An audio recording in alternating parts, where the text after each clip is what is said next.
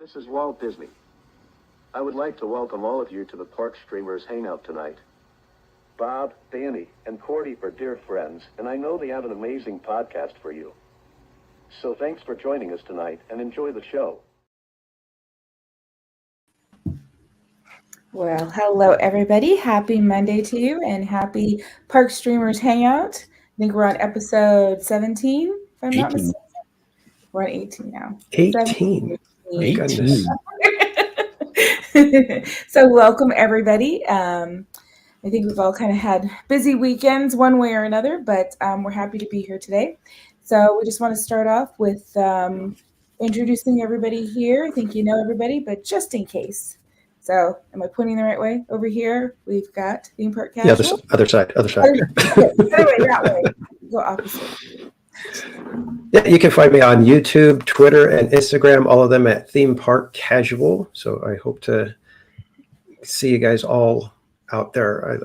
I'm actually having really, really fun on Twitter right now. So it's usually not the funnest place, but right now I'm having fun with it. So. They color me intrigued. All right, so down below we've got BarryPlace28. Hey everyone, you can reach me at BarryPlace28 on X, Facebook, Twitter. Oh, I said Twitter already. That's X. Instagram and YouTube, and next to Space Mountain. And I am Cordy in California. You can find me on YouTube, Instagram, TikTok, and Twitch. All right, so we have a fun-filled show for you today. A lot of things happening. I think as we get into the year, right, as we get towards summer, we start to have some, a lot of activity at the parks. So we want to start out with something that I think we're all really anxious to see, right, at Walt Disney World, and then soon after that at Disneyland. But, we've gotten previews of the Tiana's Bayou Adventure, the animatronics. So we thought we'd start off with that and take a look at what's going on.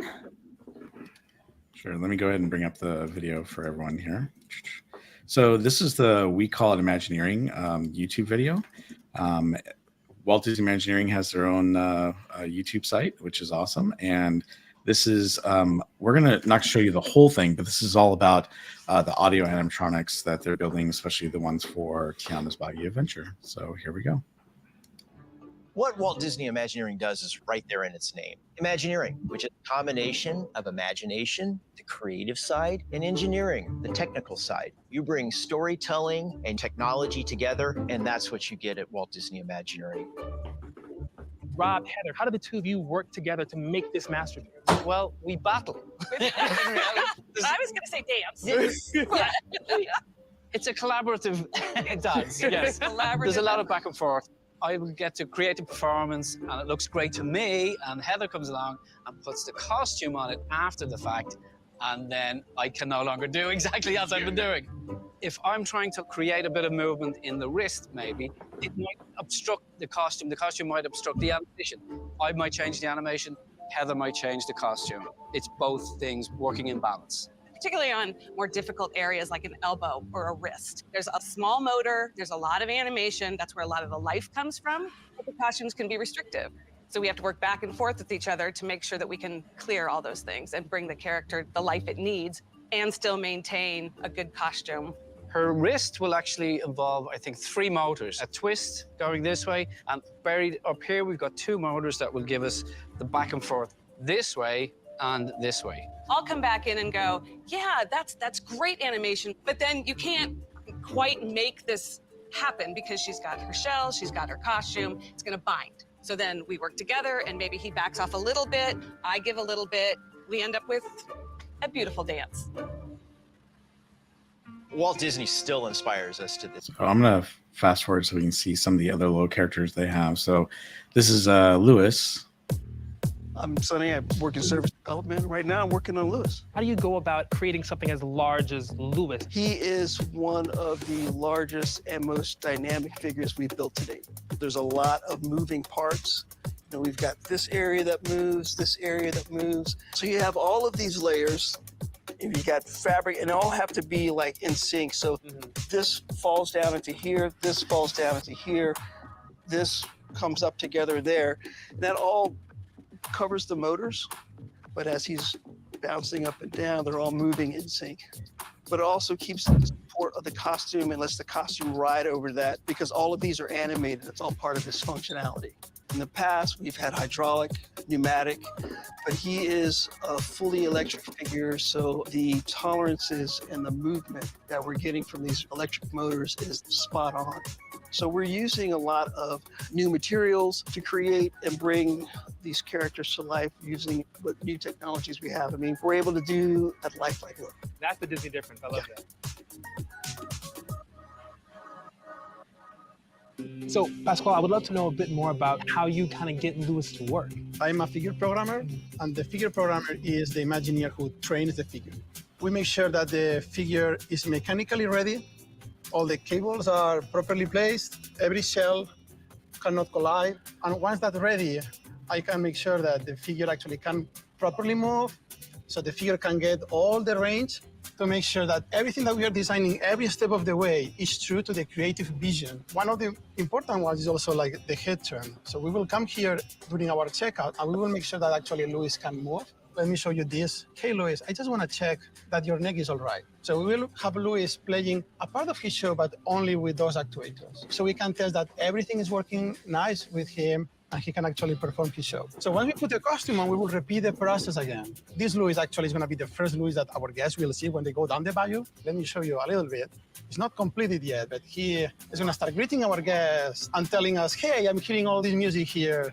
And that's why he's such a complicated figure, right? We're moving all this massive body with just keeping up with the music of New Orleans. So, Jess, can you tell me about how you actuate very detailed type of... Go ahead and pause it. See if I think Lewis might be the last one because they just only showed Mama Odie. So, yep. So that's basically, what they showed. And obviously there's been clips and you've seen them all over YouTube and TikTok and it seems like everywhere. But I don't know about you guys, but one of my favorites is Mama Odie. I think she looks spot on and looks amazing. Yeah, I think that one partially it's because the glasses. So there's not the big cartoony eyes that the other human characters have. So it really kind of mask the cartoony aspect of it. And yeah, when you see her moving, it's almost creepy how well she moves. It looks, I mean, it's talk about lifelike. That's what's crazy. So and even just watching the thing right there with Lewis with all different parts. And when you see him, when he's moving the neck and it's all the different pieces that are sliding around together, it's pretty impressive. You've got to say that these figures are not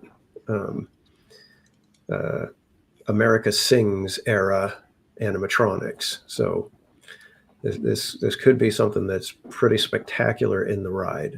I'm hoping that it is.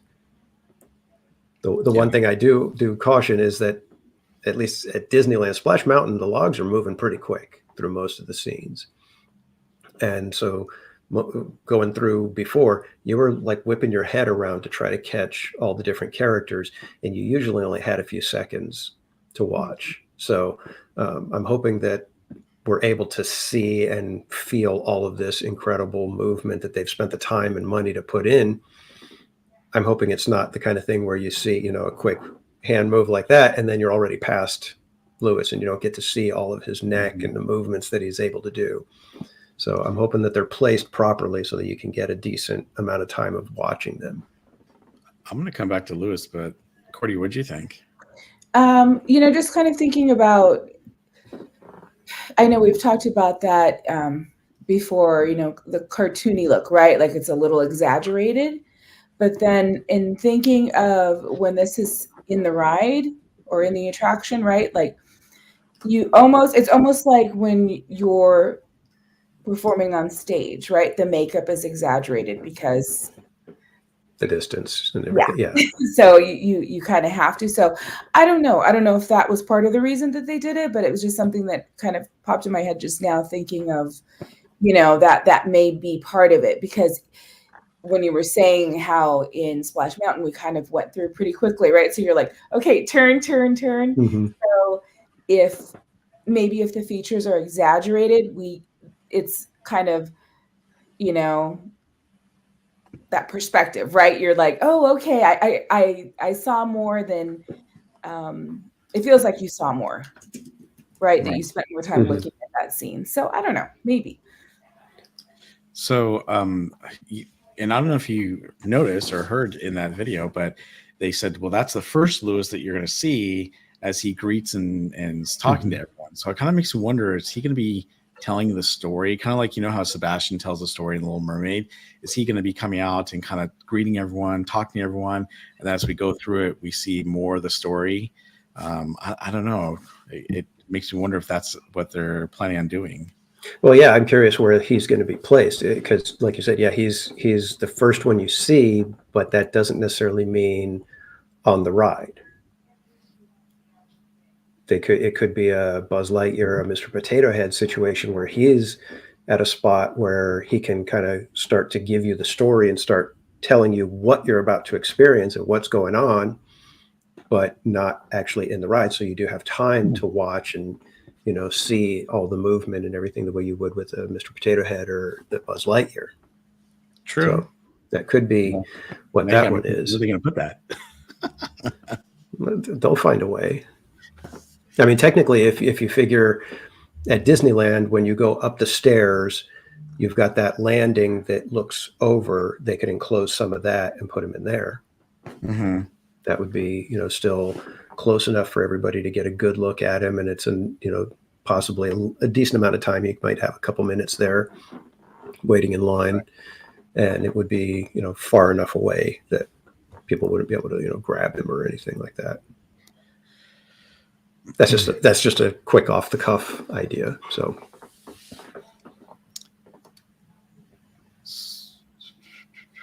I think one of the other things they did is they also showed a bunch of the new characters. And I know we didn't see all those characters as far as the animatronics, but let me share my screen with you from the Disney blogs, because it actually shows 6 new characters they have.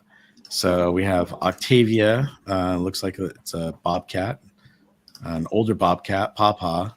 You got Claude, who's a bear. You got another bear named Bernadette. You got the younger bear, Sebastian, and then you've got, is that a fox? Coyote? What is that? Maybe a fox? Pina? I don't know. Does it say down there? Wait, It's got so it says right here. It's a gray fox. Pina, the gray fox. So yeah, so you got black bears, you got the gray fox, and you got the bobcats. So those are some new characters. It looks like they're going to be playing instruments while you're on the ride and performing for you. Who knows if that's happening during the ride or is that happening at the end? It looks like probably during the ride, I would think. Yeah, I remember them having some little scene where there's Tiana, and then off on the side there's like a little dock or something like that, and there's a bunch of the animals kind of hanging out there. I can't remember if they had instruments or not, but. And then they also showed the new poster for the Walt Disney World Tiana's Bayou Adventure, and I don't like it. I don't like it either. I was about ready to say the same thing. It's a terrible, terrible attraction poster. It's to me.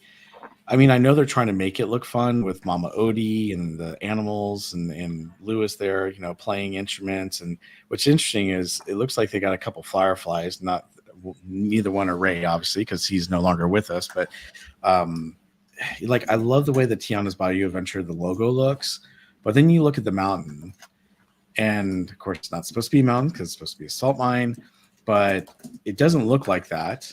And I know this is just an animation drawing, but there she is in her outfit. She's kind of blocking the water, and I've heard some people talk about why is she blocking the water. That's the main part of the attraction. That should be part of the fun. Like in Splash Mountain, they had Brer Fox, Brer Bear, and Brer Rabbit in a log, splashing down, getting wet. You knew it was a water ride. Here you're like, okay, is this it's Tiana's Bayou Adventure, but is it a water ride or not? Right. And then of course you've got her restaurant and down below. But I don't know. Yeah, To just me, mixing this- even mixing the illustration styles is weird. It's like pick one or the other and go with it, And then for me, if you look back at the classic attraction posters, the really great ones, what do? They show you people on the ride. They show you the ride in motion, what you're going to be dealing with the attraction. You look at the Splash Mountain, it's got them all in the log at the big splash. You look at Thunder Mountain, it's got the people in the train rollicking, rolling all over the mountain. Space Mountain, it had people. It's just, I just don't get where this. I could see this one as a promotional piece, but not the official attraction poster. That's the thing. And I don't know about you, Cordy, but I'm kind of hoping that maybe this, like Danny said, this is just a promotional piece that they're throwing out there, and then they'll have the official one, later that looks a lot better. That's what I was thinking. Yeah. It doesn't look like an official one. Like it looks like something, I don't know, like they might hand us. Right. That's what I said. It's like a promotional piece. Yeah. Those little, Well, the other thing is too, look at the bottom. In Walt Disney World, this is going to be in Frontierland, where here it's considered New Orleans. So for us, it fits better. But they're playing the song, down in New Orleans on the outside of the ride in Frontierland. I don't know. It's just weird. We had a couple of comments and questions about like a nod to Critter Country, some MBs, and then also I think Paul. So the animals are there to make the attraction qualify for Critter Country. So I think we did hear that there would be, right? Or is that just something we've all talked about? But I thought that we were pretty sure they were going to leave some of those, right, little Easter eggs in there for, and of course repurpose. So one of the things I just read today is that right now they are not repurposing any of the Splash Mountain, animatronics and or anything from that. I'm sure they're going to. I'm sure we'll find something. They've got to leave something behind. But I'm just kind of hoping that they do have some of that stuff. Mm-hmm. So Mike Wheeler said, actually, I think Disneyland, it's still in Critter Country. They're not changing zones. So thanks, Mike. Yeah, and I think that's to Paul, I believe he's the one who said it, that they're kind of cramming the critters in there to qualify for Critter Country. And he also mentions that the whole, let me see, I just find the whole intended mythology of Tiana is kind of flaky. You have Tiana from the movie and animals and lots of food. And it is kind of a, but this is the problem when you're taking an existing attraction, leaving it fundamentally the same attraction, and just giving it new decoration. It's tough to shoehorn in something that it wasn't supposed to be that at the beginning. I have the same issue with Guardians of the Galaxy at DCA. You shoehorned it into this building, and so much of it doesn't work simply because it wasn't meant to be that. So you had to figure out a way to force it into that. And so you had to come up with, in Tiana's case, you have to come up with this backstory and this other thing going on. And, it's a different part of her life kind of thing. And it feels like such a stretch that it's, everybody's going to go on. It's a log ride. Everybody's going to have fun. The animatronics are going to be amazing. And who knows, it may end up coming together just fine. But from what we know now, it just feels very very much one of those things where it's like you're trying too hard at something that you never should have even been trying for, personally. Right. Oh, speaking of which, you guys have brought up, let me bring it up here. The pictures for, there's the picture right there with Tiana and the critters playing on the platform next to her. So kind of, I don't know if this is what it's going to be like, but this is kind of a picture of, what it, I guess, a rendering of what it might be like inside the ride. So yeah, I don't know. One of the other things I thought was interesting too is, and I know this is kind of a joke that someone put out there on the internet, but they've got the new building, and this is the artwork they put on the outside, and someone put kids artwork next to it, and it kind of, I hate to say it, but it kind of looks like that. It's not a very, I don't know. To me, this is not the building I would expect to walk into, going onto this ride. I don't know. To me, it seemed it would be cool if you walked into Tiana's restaurant and found out what's happening and why we're going to go on this adventure, and then it leads to the salt mine that we're going to go on this adventure or something like that. Not sure what this building is. In fact, I'm trying to hard. It just says main entrance. So I don't know. This artwork to me doesn't really go well with. Yeah, I mean, again, what is the main entrance? I mean, is this a wonderful factory tour kind of thing? You know what I mean? Hey, this is supposed to be a salt mine. It just seems so weird. Like I said, maybe when it's all done, it'll make sense. But from this point of view, right now, it's not making sense to me. And I'm not even trying to be, a hater or anything. I'm literally just trying to, I'm looking at everything that Disney in the past has trained us to look for, trained us to think about.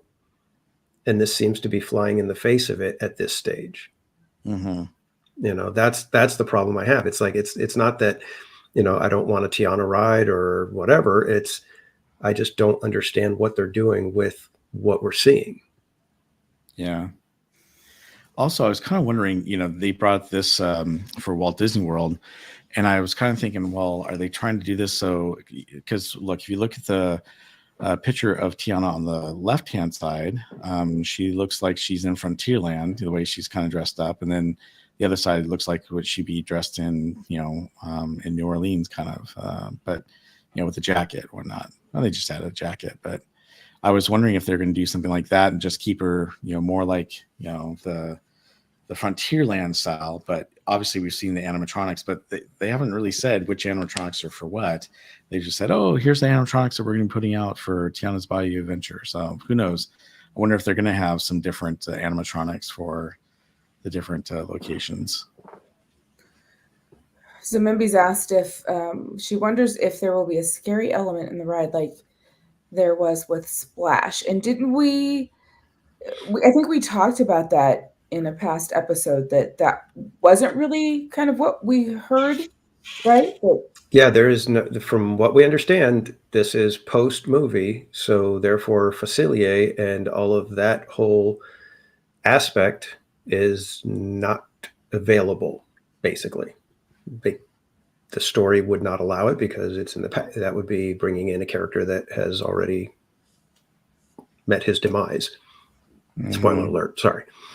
Do you think they give us a new villain to go just with the ride?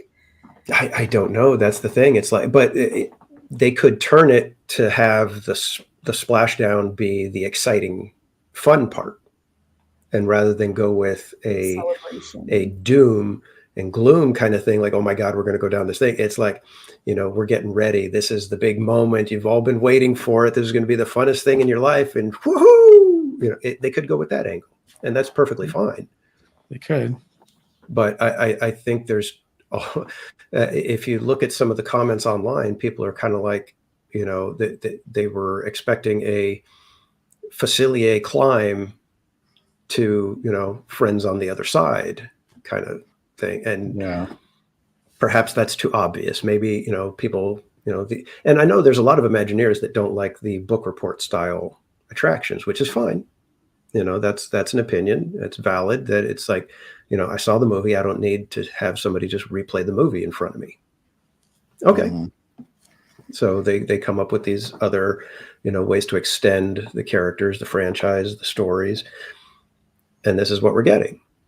And like I said, from where we're sitting right now, it just doesn't make sense to me. But I also have not seen the full effect, been through the queue, gone on the ride, and, experienced everything the way they want me to see it. So I'm going to reserve judgment. Like I said, for me, I'm just looking at the different pieces that we've seen, and a lot of them seem to go against what the tried and true philosophy of Imagineering has been throughout the years for the great attractions. So Mike Wheeler said the lift of the final drop is Mama Odie's area. Right. So it could be a, getting you ready for a fun time kind of thing. I don't know. Okay.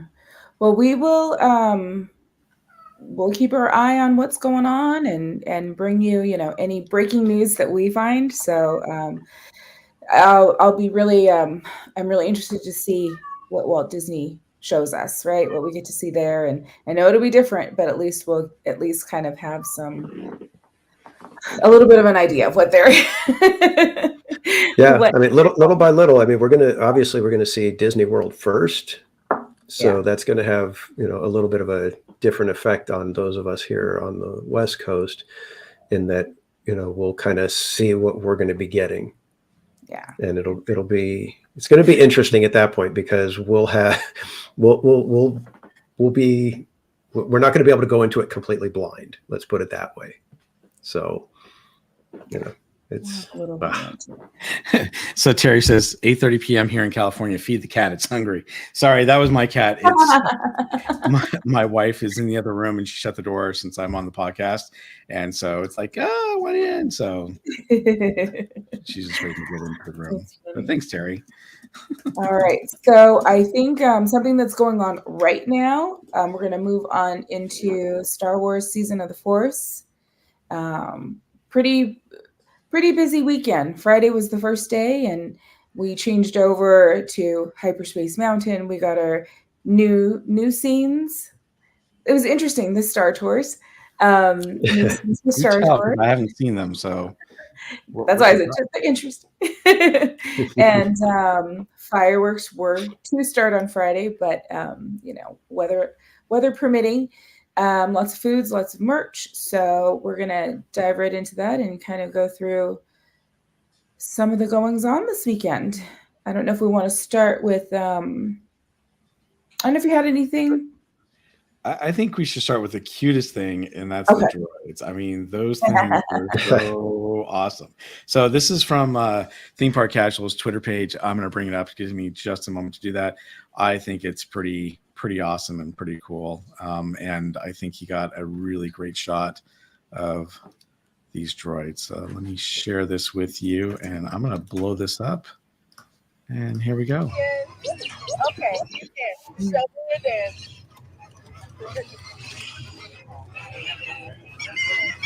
Oh,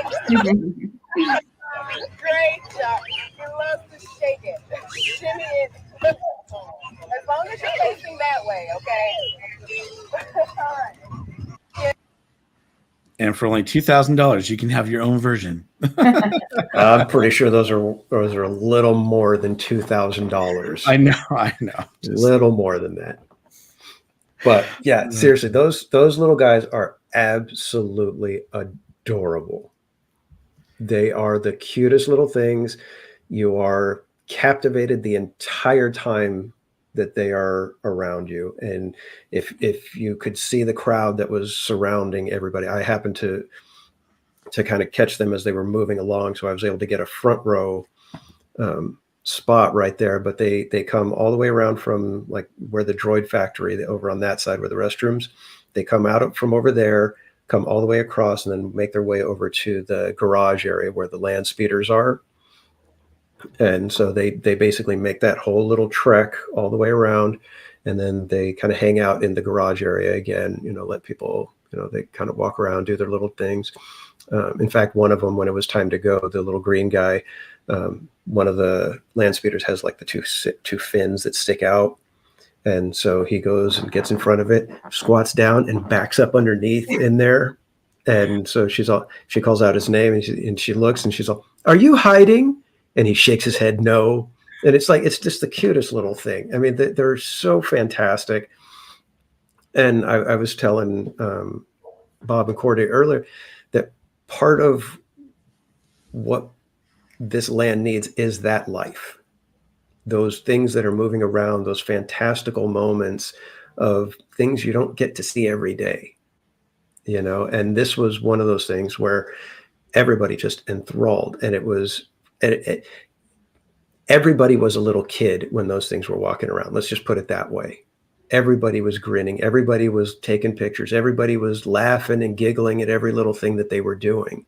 It wasn't just, you know, something for the kids, you know, okay, yeah, go check it out. It's, you know, stupid for me. No, it's all the adults were there. Everybody was watching them and just enthralled the whole time. And here's the other thing. While these guys were coming out, Kylo Ren and the Stormtroopers were out just off to the side. Sabine Wren had come out early, just a little while before that. Chewbacca and Rey were walking through the marketplace. We saw Boba Fett.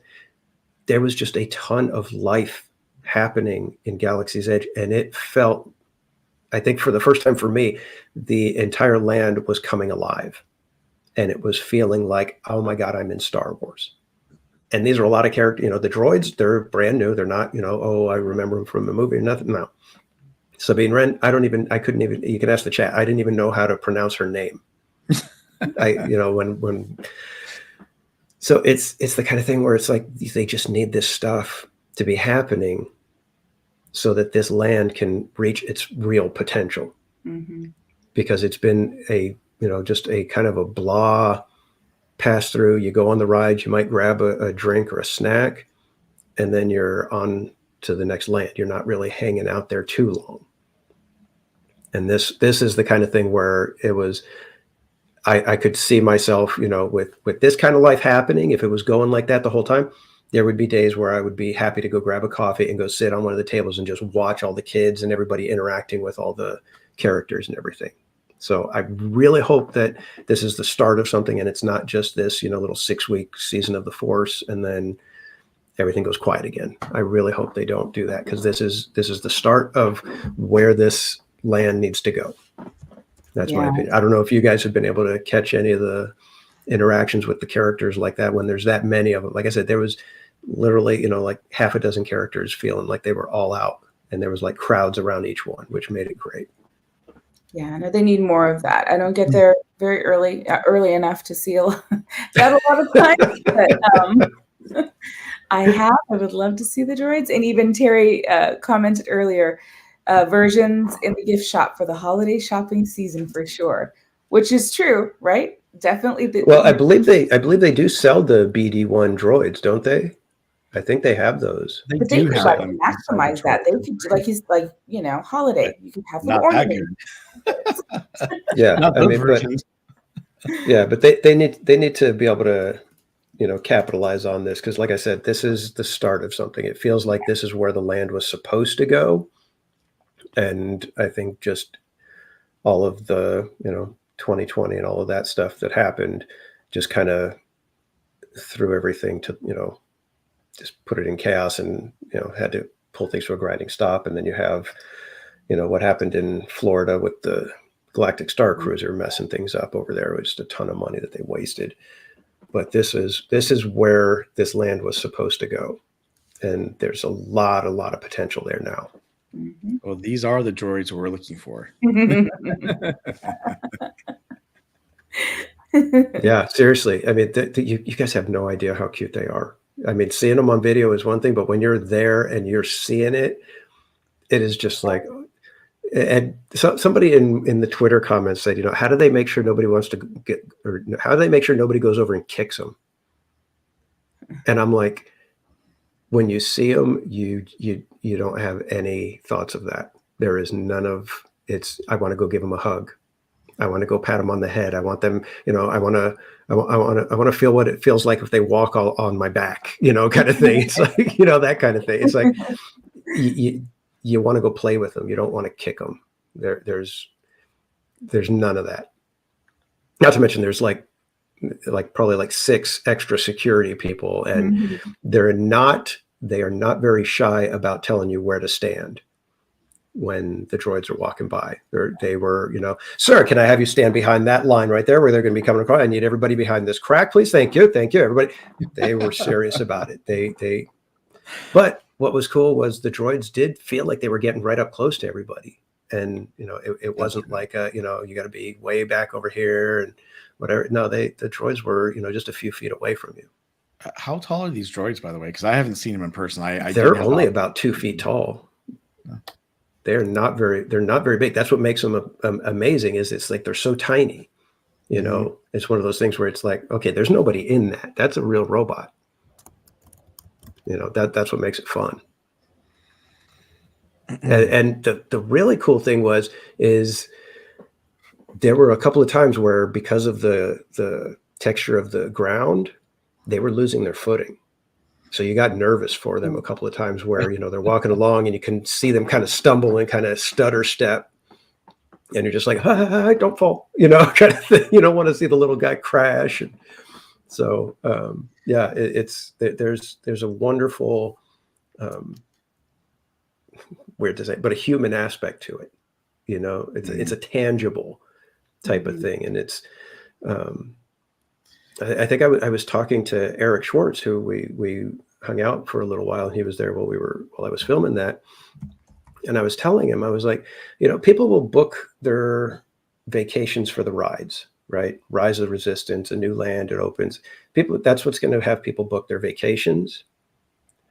But the memories are going to be of those little droids and their kids interacting with them. It's going to be the stormtroopers coming up and talking to the kids and stuff. Those are going to be the real memories. Those are the special things that you can't get anywhere else.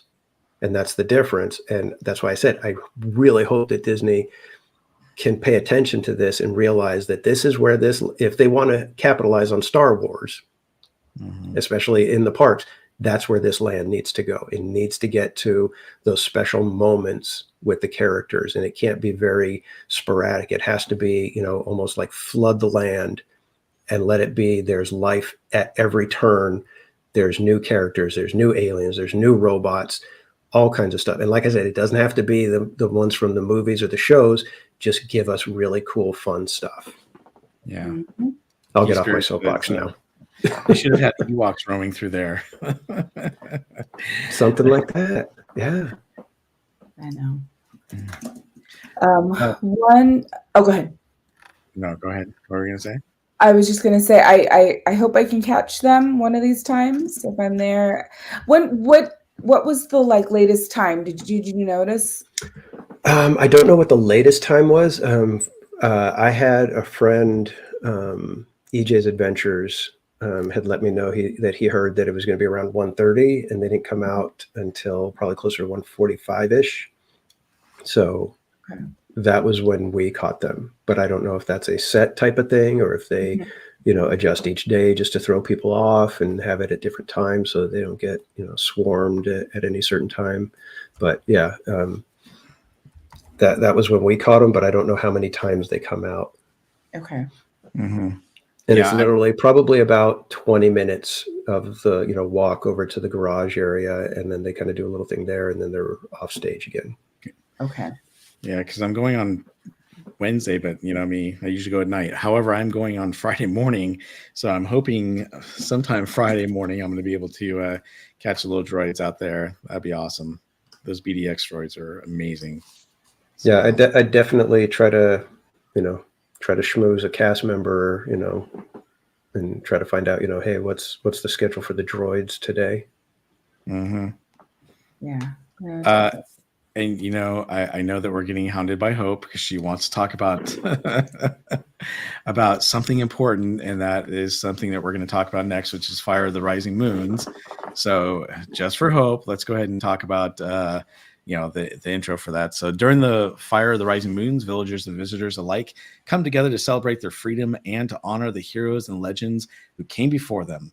As the skies over Batu light up in bursts of color, iconic music associated with tales from across the galaxy ignites our imagination. It's a powerful moment you won't want to miss. There you go, Hope. Yay. So with that, we do have some footage that Cordy shot last night of Fires of the Rising Moons that we want to share with you guys. So let's go ahead and share that. We'll play the little intro and then maybe we'll fast forward a little bit. Yeah, I was going to say, and this is, of course, I wanted to see it from in front of the Falcon, right? The main viewing area. But they also have a spot set up by, why can't I think? The dark side over to the right? They have it. Oh, by the First Order ship and so Kylo Ren set up over there. There's an area, and they have it kind of. They taped it off as we were standing there.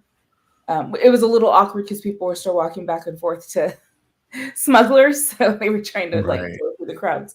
And then there's also another area where I've watched fireworks from before all of this. Over by, I guess it would be the garage area, right? Where there's the land speeders, right? The little area over there. So they had an area taped off there, but that's a really nice place to watch fireworks from if you don't want to be, especially if you don't want to be in with all of the crowd, because you get a really good view, a sky view of the fireworks. All right. Well, with that, let's go ahead and open this up for you guys and play Fire of the Rising Moons. And this is the intro part.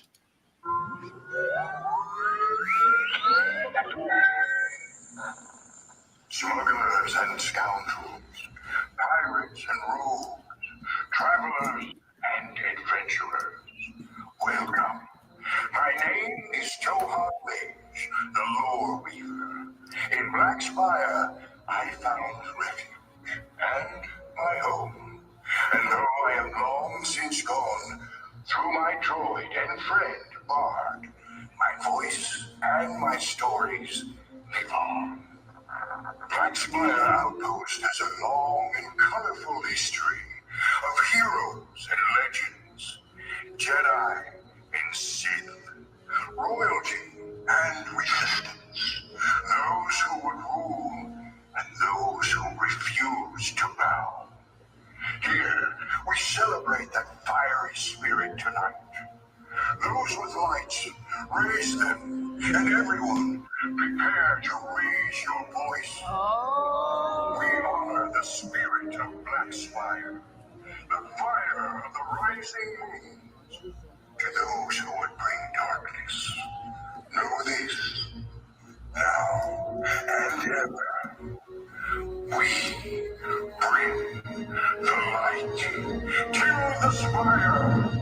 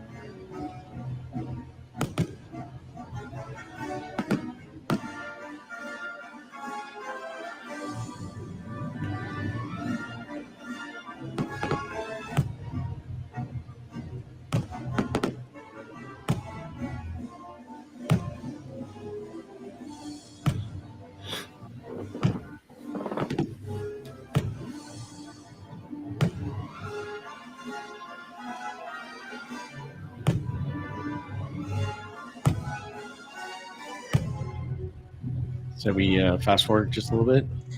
Yeah, it's I honestly I have to say, because I did watch this on a stream Saturday, but seeing it live it's a whole different experience. Like those gaps, like you kind of get like, oh no, did they can't even though we know from Wondrous we have those Right. gaps, but So that's what I was going to say. For me, I like it, but it's like, number one, all that exposition at the beginning, they could have trimmed that.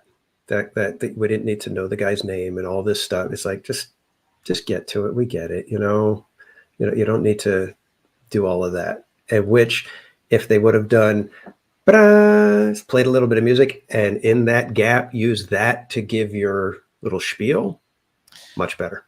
Well, my whole thing is they're giving us a character we have no connection with, and we have no idea who this person is, really. And if we knew a lot more about them, or if they were a fan favorite, like, Luke Skywalker or something, then we'd be like, oh, okay, this is cool. We're hearing from, one of our favorite characters, and boom, we're going to the show. That's kind of where I felt like it was missing in that spiel part. yeah. But everybody wanted to raise those lightsabers when he said it. Something like that. I was going to say cool. that is the fun stuff. That's what people want from Star Wars. That's the cool thing. But like I said, for me, it's like there's just again, they're shoehorning in something that wasn't built for what they're doing. So there's got to be a little bit of an understanding that, I get it. They're trying something, but at the same time, it's like I'm going to critique it the way, especially when it comes to fireworks. I am a big fireworks fan. I love the Disney fireworks shows. So when they do something like this, it's like, you know what? I'm going to get nitpicky. And I understand I'll probably be the only one complaining about certain things or looking at things a certain way. But that's just me. And you guys have all come to know that. And so I hope I'm not surprising anyone when I'm, taking those tiny little things that, people are like, I wouldn't even have noticed that at all. That's fine. Well, why don't we finish watching the finale here, and then we'll talk about it a little bit more, because there's a few things I think that we all want to say. So yeah.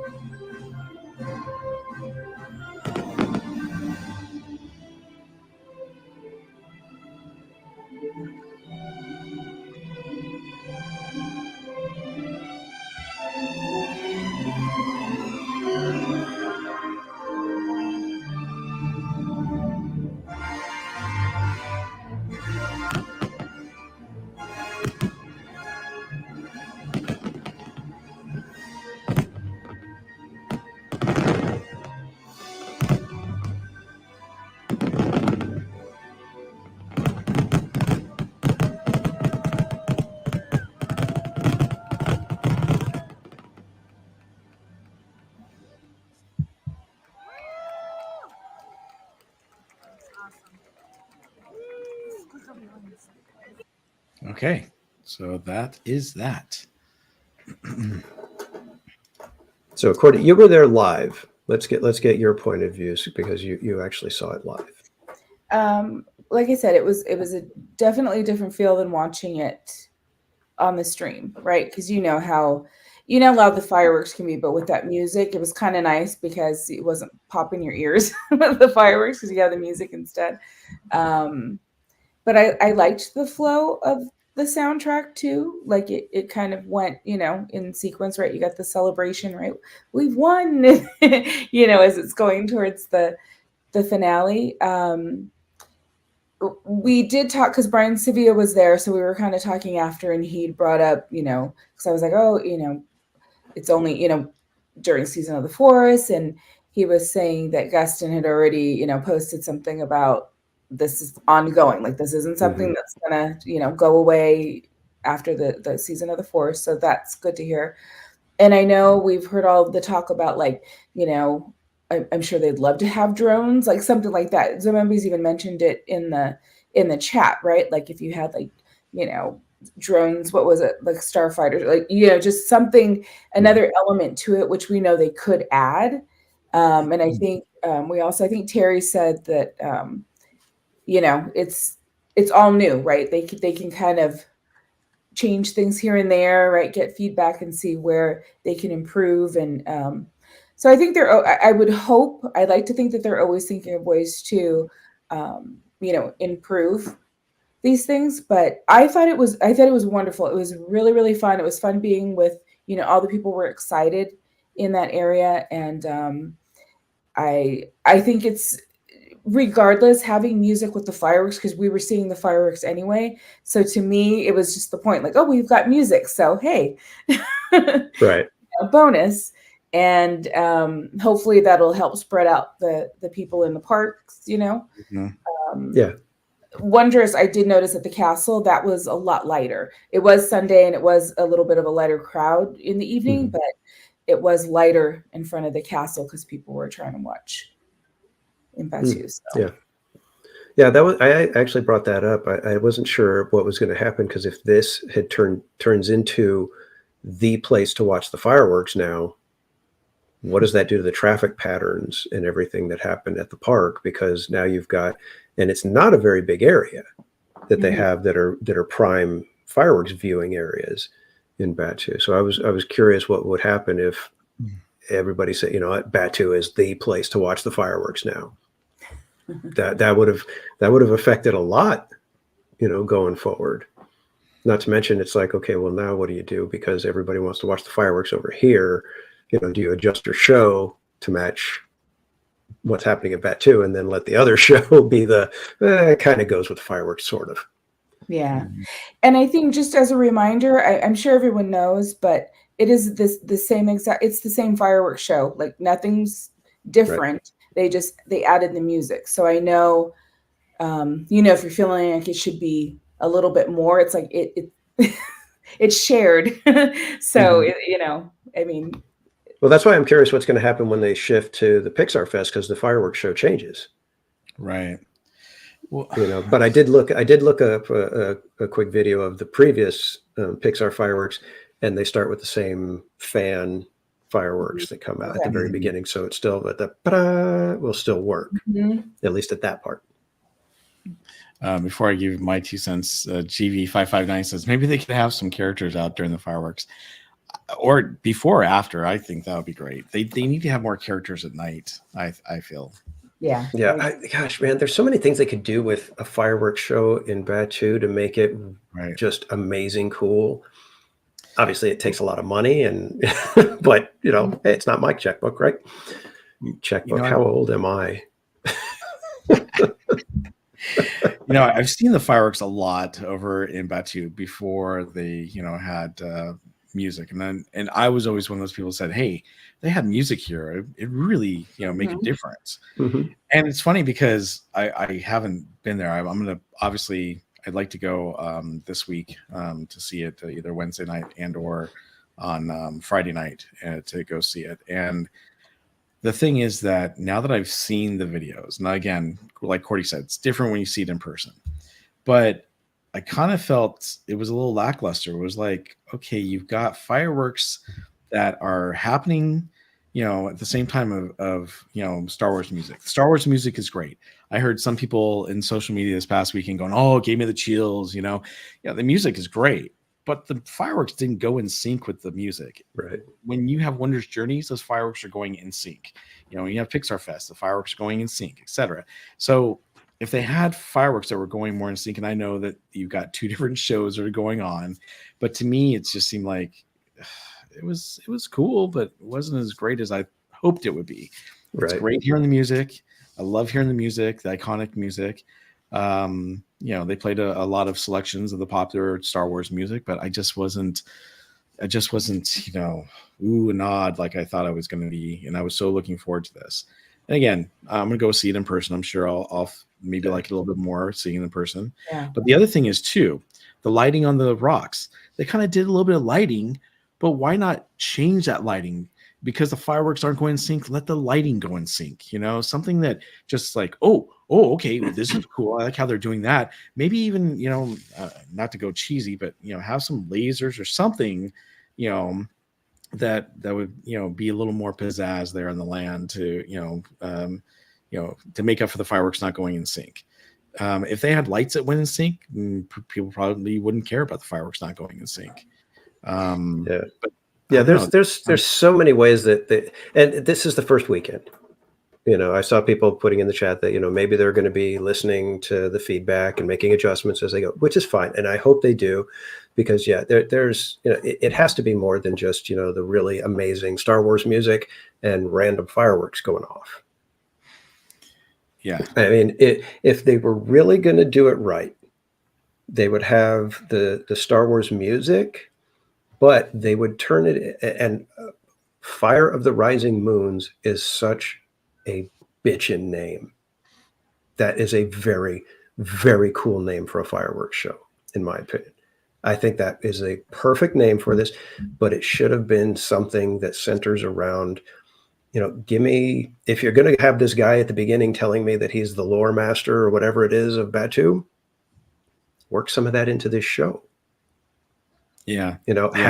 Have projections of, symbols and stuff, and, the warriors of blah, blah, blah, blah, blah did this. And then, right. And then you got some more fireworks going off. And then, and then there was the battle of whatever. And give me something like that, work it into a show that doesn't feel like we're going to just slap some John Williams music and shoot some fireworks. We're good. That's where, like I said, I'm getting nitpicky, I know, but that's how I would have viewed this. I'm looking at it from the standpoint of, okay, it's a show. We're trying to do something. Don't go completely halfway with it. And that's what this feels like. It feels like they went halfway. Yeah, because like I said, and you mentioned just now, is that if during that lull where there's no fireworks, what if they had the lore master talking about those things? That would be kind of cool. Something interesting. They're still playing the music, maybe lower the music a little bit, have the lore master tell you a story, or maybe it's a story we already know, or some stories, of the different battles and whatnot. Yeah. I mean, think about it, the ending, if they talk about, and then Luke Skywalker, blah, blah, blah, blah. And they go into that whole thing and people would go nuts. Well, yeah, exactly. I mean, look at the end of Wondrous, when Pooh comes on and the narrator says, oh, but Pooh, right. It's just the beginning. I mean, that's like, woo, I like it. Yeah. If Luke came out and said, may the force be with you, or even that, I mean, people would probably go nuts. Paul knew it said the money. It's they probably just wanted to do this is what we're doing, and let's go from there, because all of the points are valid. Like, I would even think like the projection part, in my opinion, I don't know if all that show should be in that area, just because I like the storytelling, because that, I don't know, some things kind of intrude on, if they're trying to keep this land like we're off planet, if they really want to keep that, we can't start in. I don't know. I just feel like you can't start doing. Well, see, that's the thing that somebody brought that up too, that it's like, why are they playing the Star Wars music from the movies when these people would never have heard that music? Because we want it.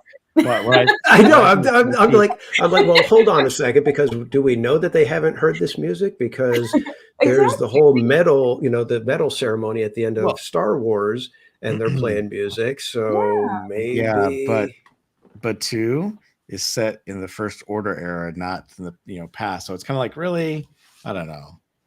Yeah, I mean, people wanted again, it. I think they gave us what they gave us. I mean, come on, and that's the thing. It's like, as much as I'm nitpicking, John Williams music, random fireworks, it's still going to be awesome because of it. It's John Williams, Star Wars music, things exploding in the sky. You don't need much more than that. I'm just, like I said, I'm being nitpicky. Well, and it's something that makes me wonder too, and I've been thinking about this for a while. So how they got people to go over to Rivers America because of Fantasmic, and that got people to go over there. And now they're doing fireworks over there too. The projections of the fireworks, and you can still see them. It's great. I'm sure that they're trying to do this. It's another outlet to put people in another section of the park. But I just hope that they take the time to take notes and improve. Like Paul M. Newitt just said, and I know I posted it up there, but perhaps an Imagineer or two are watching right now. Take notes. Well, good discussion, good chat. Again, I'm not trying to rip it. I haven't even seen it in person. I just think it's a great idea that wasn't well executed from what I can see. But hey, maybe I'll have a different opinion when I see it on Wednesday or Friday night, whenever I happen to see it. I'm looking forward to seeing it, and I want to see it in person. It's different than being in, watching it on video. It's like, like the Captain America show they had last year. I never saw it. I never got a chance to see it. Every time I went to go see it, I couldn't get in, but I saw it, and to me, it was okay. So, yeah, it'll be interesting to see what they do from here, and if Star Wars Night, if they give us, if we get a surprise and they do something a little different, or if we get the same thing, because there's no official special fireworks for the event, right, that was posted. So I'm curious to see there. But yeah, I definitely think seeing it in person, then come back. So in 2 weeks, everybody come back and hear what Bob and Danny have to say. Yeah, I'm hoping we get fireworks Wednesday night. I'm planning to be there Wednesday, so hopefully we can check it out. Yeah. But, yeah. Now we do have some merch. Do you guys want to talk about that?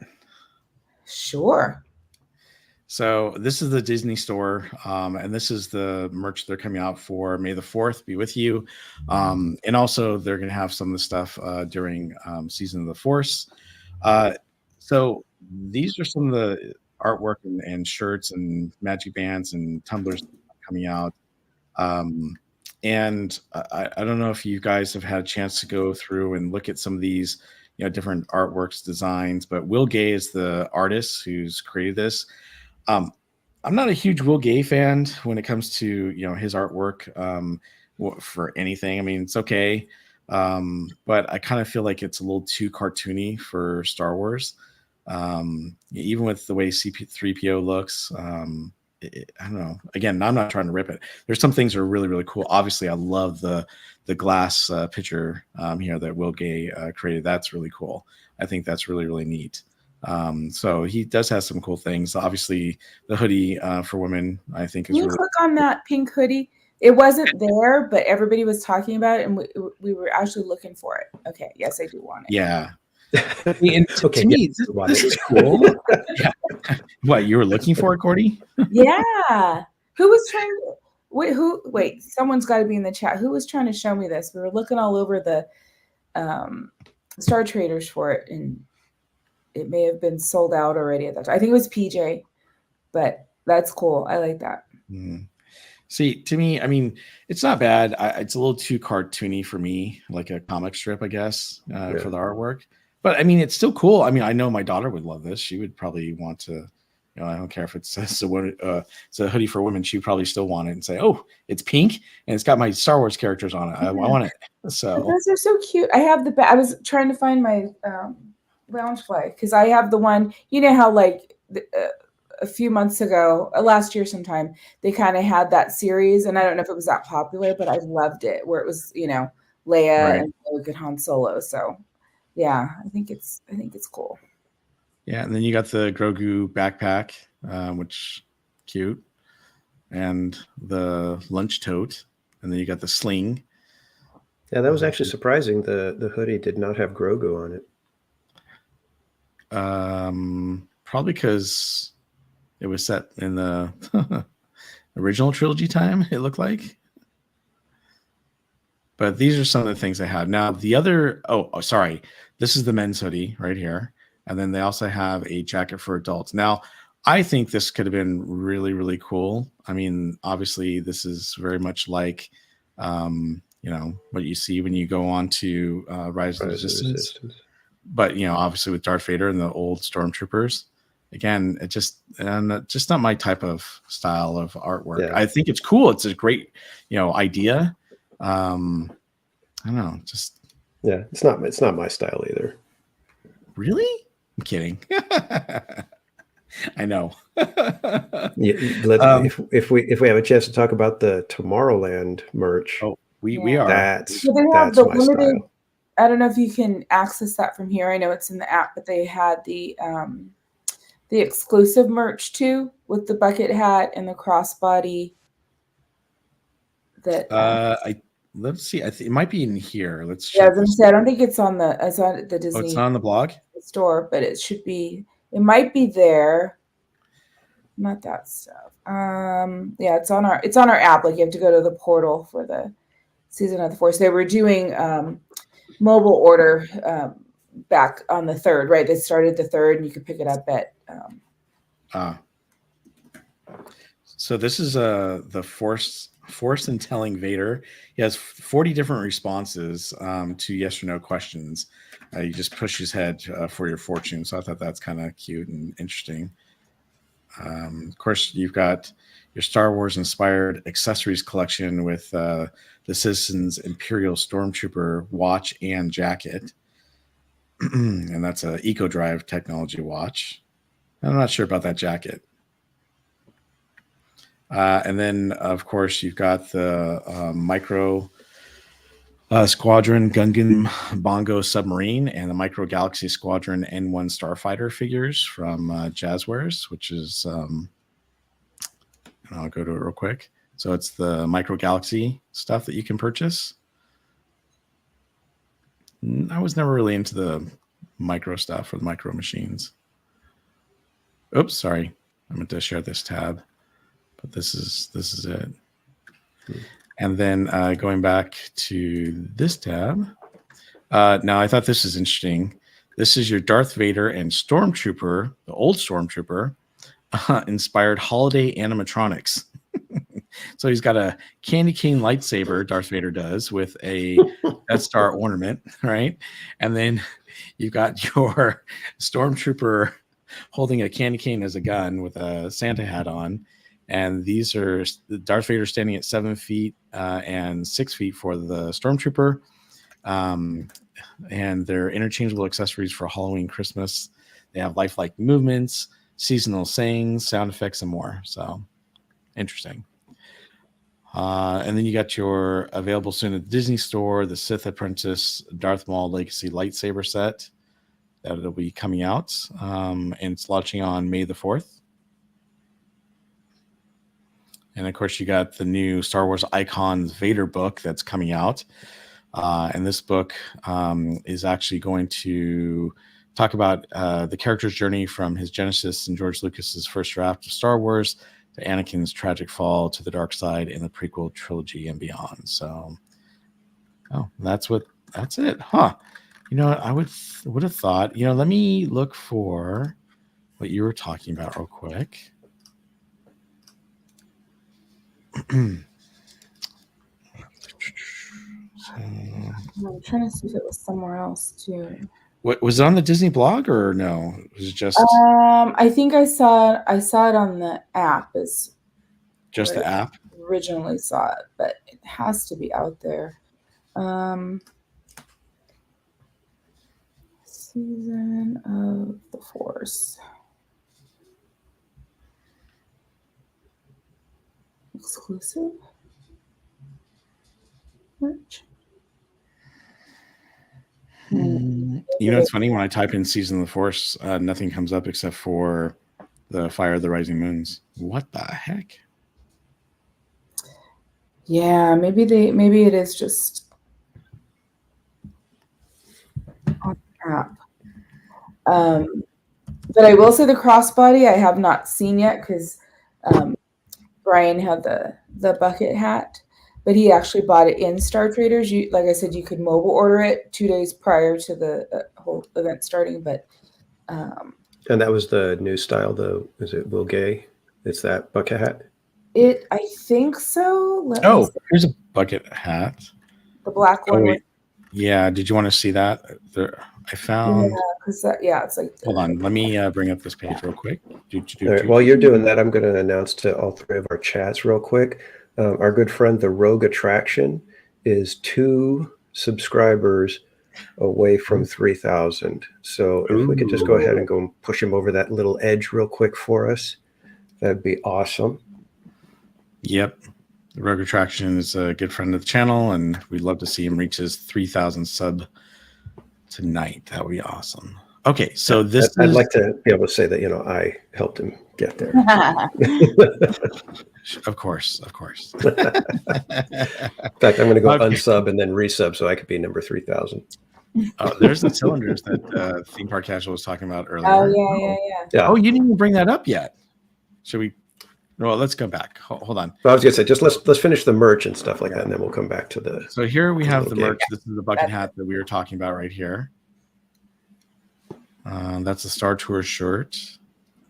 That's a lot of ink for a shirt. Oh, is that only?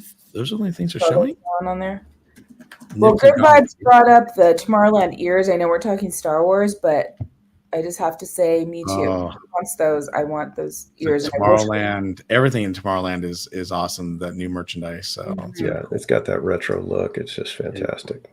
Yeah, I bought the socks, but I kind of had to because I went on Grizzly River Rapids the other night. Yeah. So, okay, well, I don't see it there, Cordy, but Theme Park Casual, you want to talk about the Seek and Find? Yeah. So an interesting little Rogue Attraction is at 3,000 subscribers. So congrats, buddy. We got you there. Congratulations, Rogue Attraction. All right. So we always talk about how Disney, you know, everything seems to cost an arm and a leg at Disney. So what do? They do something for free, and it's actually kind of fun. I'm sorry. Did you say free? For free. Exactly. Everybody knows that you guys have watched Barry Place. He's done the Easter egg hunts at Downtown Disney and through the two parks. Well, they've got something similar like that for Season of the Force, and it is this thing. You come and get this little card, this little sheet, and it's got a map on it, and then an area for you to fill out. But what you do is you pick it up at Star Trader, and then you take it over to Galaxy's Edge, and hidden in plain sight, most of them, are canisters at the little spots that are marked on the map. And it's your job to go and find all the canisters, and each canister has a couple of the Arabesh lettering markings on them. And you write them down, and you note which canister had what markings. And then once you have found all 6 canisters, have your markings all taken care of, you go back to Tomorrowland, and there are signs posted throughout Tomorrowland that decode all the markings that you found that were on the canisters. And when you break the code, you rearrange the letters down here to spell out a word. And then you take that completed card back to Star Trader. And once they verify that you do have it correct, they stamp your card, and then they give you a trading card. This one currently is Chewbacca, and on the back it has the Orabesh alphabet. And so they're going to be doing 3 of these at least that I can tell, because each one of the signs in Tomorrowland has 3 possible decoding options. So that leads me to believe that they're doing at least 3. I don't know if they're going to mix and match at that point to where they can, you know, have additional ones, but the cast members said that every 2 weeks or so they're going to be switching out, and it'll be a new card. So, but again, this is completely free. There's no cost to it. It's not like the egg hunt where you have to pay, what is it, $10 or whatever per. And it's actually kind of fun because the canisters are not like the Easter eggs where they're big, bright, and, you know, out in the open, and you can spot it just by walking by. Some of these canisters, one of them I had to ask the cast member, is it over here? Is it over that way? And she says, you might want to look up. And so we started scanning around, and finally we're able to find it. So it's like I said, for me, I'm just glad that they did something that's free, that's fun, and you actually get something that's kind of collectible. You know, I'm going to give Disney kudos for that, because normally they would put something like this behind a paywall and, you know, make it to where you got to fork out a little bit more money. But nope, this was completely free. Like I said, I had actually kind of had fun searching for the canisters, because they're not the easiest things to find in every single spot. So it's really, really fun. I definitely recommend you guys giving it a shot and seeing if you can find all the canisters. Sounds not to mention, I'm going to be trying to catch an extra set of cards. So I've got 2 right now. I'm going to try to do a set for me and then a set to give away. And I know we're just kind of zipping through some of these things here, but just to quickly go through, and not to plug what I did last week, but if you want to see all the foods for Season of the Force, I did. There is a video on my channel where we went through the entire foodie guide. So if you want to see that, kind of go through each one. Yeah, definitely. We didn't even get to talk about the food. In fact, there was one I saw somebody posted. There's chicken bao. Oh, we had. Oh my gosh! I think we tried. Just quickly, I got to try the Banter Burger at Galactic Grill. Yeah, I caught you when you were trying the burger, and you were saying that it was kind of spicy. It is very spicy. Okay. But I like that. And is that the 50-50 burger? Huh? Is that the 50-50 burger? 50-50? Oh, I don't know. That's the Bantha burger. That's what it's called. I don't know if it's 50-50. 50-50 what? Like half buffalo meat, half beef, something like that. Oh, I think it was like beef and vegetable. Because that's what it said. It said, Angus beef and vegetable burger. So, and then it had, I think it's the ham, like the Ronto roast Ronto roast wrap. It's got that ham piece in it or something. Oh yeah. The mystery meat. And also pork belly. So mine was really fresh. It was well made. It was freezing cold and windy, so it got cold like the minute I took it off the counter. So that was kind of the bummer. And then I also, and I don't think Michael's in here, but Michael was the one who actually ordered everything. Michael tomorrow, so we got to try those. They have the Phyrexian fries, I think it's called, like the waffle fries. It tasted a lot like, but it had pork chorizo, but it was like they had these loaded fries at Paradise Garden Grill with the same like cheese sauce. So it was kind of reminiscent of that, but I thought those were good. I didn't try the slushies. The cowgirl said those were both very good. They have a watermelon slushie and a Granny Smith apple slushie, and you get a Death Star glow cube in one and a Millennium Falcon in the other. So that's kind of cool. Nice. And we didn't have desserts, but yeah, they have that too. Nintendo Game Dude said, Cordy, the video was helpful. The chicken baos were my favorite. The burger was too spicy. LOL. Yeah, the chicken bao, I think we had mixed reviews on that. That's over at Docking Bay 7.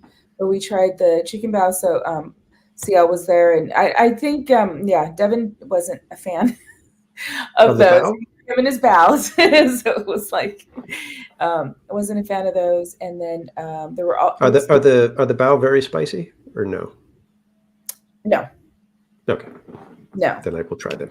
Yeah, it was just whatever with the flavor profile. It just wasn't for everybody. But they also had a noodle dish, and I thought that was really good.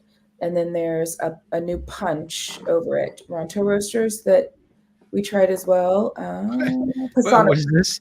Devin threw it on the floor. What's that about? He was just trying to improve the flavor. Yes. Yeah. So it was. It's a good little mix. And then with that, if we want to lead into that, that we've got sippers and popcorn buckets galore, a plethora, if you will, of merch you can buy. And Theme Park Casual has one coming his way that Devin picked up. Devin picked up, but we got one here just so we can show you. And I love him so much. Does he make any noises when you open his mouth? Oh, yeah, shut him on. Sorry. Oh.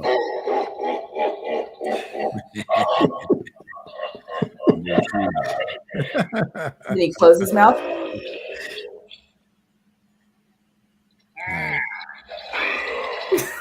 God. Wow, Cordy. Excuse you. No. Oh, that's funny. And then this guy, now I forgot his name. I didn't unwrap him yet. That's Salacious Crumb. Salacious Crumb. Yes, I love that name. It sounds like a band name. So there's that guy, and then Jetta says, "Imagine hearing that in the middle of the night." Our cat hates it. She's so scared of it. As soon as she doesn't want to look at it. And then this is the other popcorn bucket that they have. Oops, wrong one. Millennium Falcon. The Millennium Falcon. So it's a little bit different because they had the white one. Remember, like it was just kind of plain white, wasn't too fancy before. So there's a little more detail, and but you really can't open it. So there's your popcorn. I like the old one because it has the old radar on it. Oh, did I say that? No. And then it lights up. Yeah, but does it light up? I don't think so. Yeah, but it doesn't light The up. old one lit up. Hey. So yeah, so these were both at Galactic Grill, but they also had them at the popcorn stand. But these you could mobile order, and there were lots of people, resellers, with duffel bags going and picking up because it's 2 per person per order. Oh, so you could place 10 orders. Yeah. Nothing stopping you from that, which was kind of a bummer. But yeah, I did get the sippers though. Which sippers do they have? They have Darth Vader, like his helmet. Okay. And then the Grogu one that we've seen before. Okay. Yeah. And then the other one, there's the Stormtrooper helmet that's coming out on the 4th. Yeah. That's a popcorn. Nice. Bucket. Yeah. Yeah, I would have to. I had to pick one up for the Rogue Attraction, and he just discovered that it has the sounds. He didn't know it made all the Jabba noises. So he's like, "Ooh!" It's pretty cool. That's pretty cool.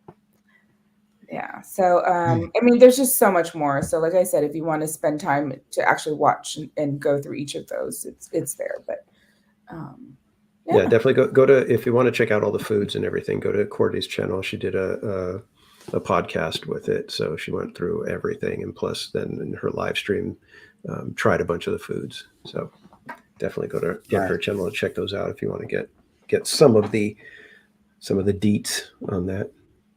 Absolutely. By the way, Paul says maybe the Sarlacc bucket has popcorn that takes 500 years to digest.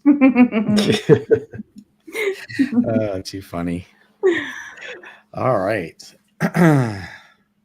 So I know we have a lot more to talk about. Well, I think we've done a lot of talking about Star Wars and what's going on there, and we'll be covering it. Right, we got Star Wars night coming up, so there's plenty more for us to talk about in future podcasts. But we wanted to talk about at least a little bit about the Avatar, right? The latest on the Avatar rumors and.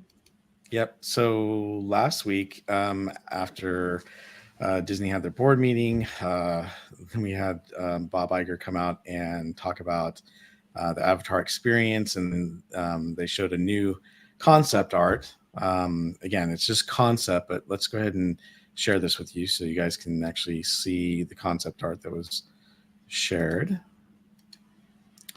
So this is it. It's a little big, so we have to scroll down just a little bit. Don't miss too much. But from what you can see here, you've got people walking along a pathway. They're looking off to, you see, looks like some of the animals, creatures down below, like on the beach area.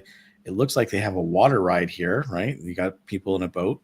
They're about ready to go under a bridge towards the waterfalls. It looks like there's another maybe attraction or something like that in the background over there. So there's a lot going on in this picture, obviously. But this again is just a concept art. It's very cool. I like the way it looks. I think this would be really neat. But where the heck are they going to put this thing? That's the question. And I know there's rumor and speculation as to what they're going to do. There's been some other content creators out there saying, oh, well, they're going to put it where, Hollywood, land is and over there at DCA. And they're also going to get rid of, where the buses come in, and they'll put it over there, once they build the new, parking structure. And other people said, no, it's going to be more towards, the, what is that? The Grizzly River area, and the, what is that called right next to it? I can't think of it. Redwood Creek. Redwood Creek. Thank you.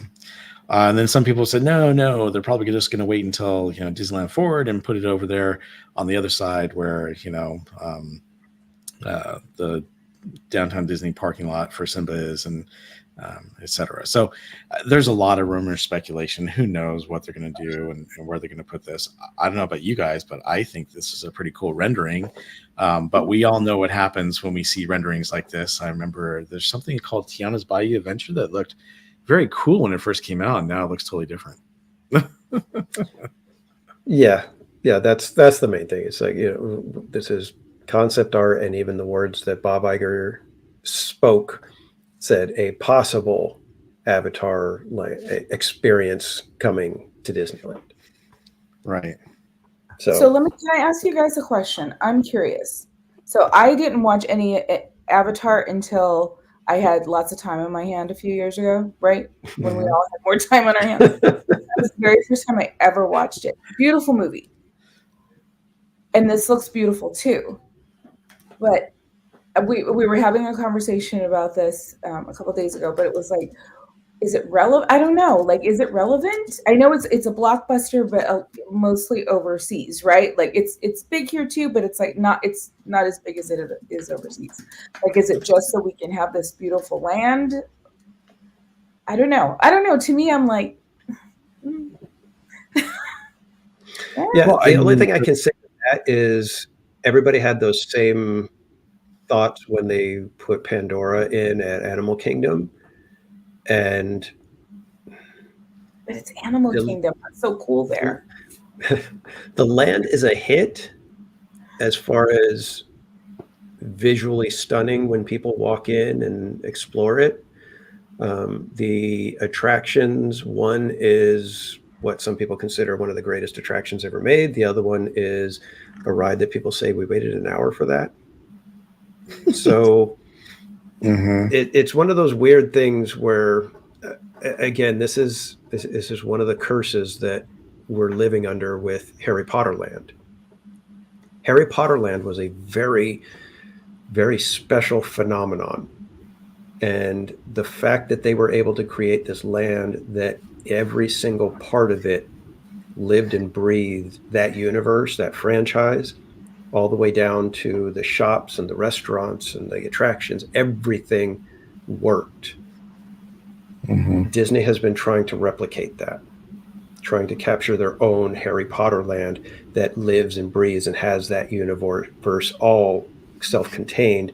And once you step in, you are just immersed in it from head to toe. Pandora does that to an extent, but does anybody go to Pandora and think, oh man, I want to eat what they had in the movie? They don't. Is there anything that you go to Pandora and go, I got to get that thing that they had in the movie because I want to take it home and put it on? Nobody does. Yeah, that. The Banshee. And that flopped. And that's the whole thing. It's like Harry Potter Land was a shift in the industry. And for me, it's worrisome because we're getting away from being able to have a fantastic land where Pinocchio and Alice in Wonderland and Casey Jr. can all live together and it all makes sense because it was thoughtfully done. A land where you can have Indiana Jones, the Jungle Cruise, the Tiki Room, and Bengal Barbecue and Tropical Hideaway, and they all live together and it makes sense and it doesn't feel like anything is out of place. Whereas now they're all building, Cars Land, as spectacular as Cars Land is, as jaw-dropping and as much as I praise it, I don't go into Cars Land thinking, oh, I can't wait to drink a can of oil the way they did in the movie. That's what Harry Potter does, though. Yeah. Harry Potter Land has you going, I want to get a butterbeer. I want to go eat at the Three Broomsticks. I want to go to the candy shop. I want to go get my house cloak and socks and bandana and hat and this and that, all for the house that I belong to, right? Disney is trying to capture that, and they've been very hit and miss with whether they've been able to do it or not. And that's why Galaxy's Edge, if they can pull it out, there's the potential that it could do something similar. Not quite. I don't think it's going to quite have the same effect that Harry Potter Land did, but it's close. Especially, like I said, once you saw all those characters walking around, there was a different life in the area. So there's the potential. But yeah, these lands that are beautiful and amazing, it's just I really wish they would get away from trying to create these lands based on a single franchise like the way they are. Because it's very limiting, and like Cordy said, if I have no attachment to Avatar, I'm going to go through. It's pretty, and I'm going to kind of walk through and walk out. And I don't think that there's the potential for it to do like Harry Potter Land does. And Harry Potter Land, I've only seen one movie, never read any of the books, have no interest in it.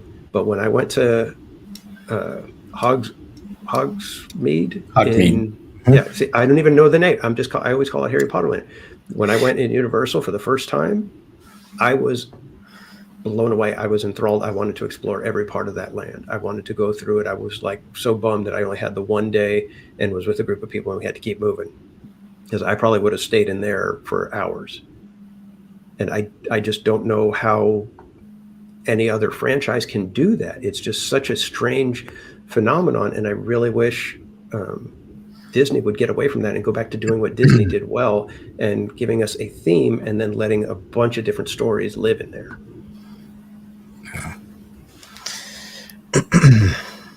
So as far as Avatar goes, I think this is part of Disneyland Forward. I think it's going to be going in the area near the hotels. I don't think it's going to take over anything new or replace anything in the current parks. I think so too. I mean, we in 2 weeks, we're going to be talking a lot about this, about in our next Park Streamers Hangout, because the Anaheim City Council is going to be voting on Disneyland Forward, and it's going to be interesting to hear what they vote on.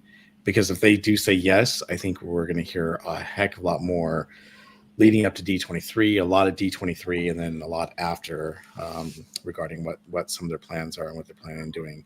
I was trying to get hold of Winks earlier today to see if he'd gotten one of the Disneyland Forward flyers. Apparently a new flyer has gone out to the neighbors who are on the backside of the Disneyland Hotel.